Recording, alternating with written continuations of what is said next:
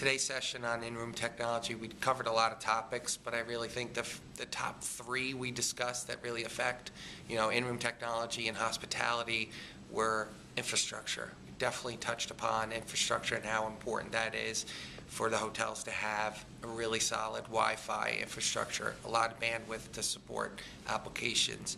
And not only that, I think the second point was to have that good infrastructure, but to also maintain it and keep it up to date. We talked a lot about convincing owners and talking with owners to make those investments in order to keep the technology up to date, and it's something that we need to do a lot of education on.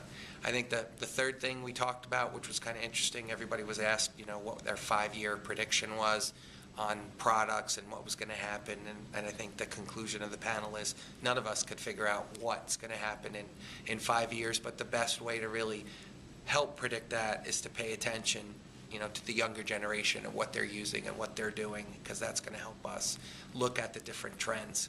But as well as the technology trends, I think we also touched upon the business model trends, how our hotel's going to be able to keep making the investments in the technology to keep pace with change, because I do think that's the one constant in this area. Things will always change and evolve. We'll always have new products, whether they be in room, in lobby, that guests will carry and expect to connect to the hotel network.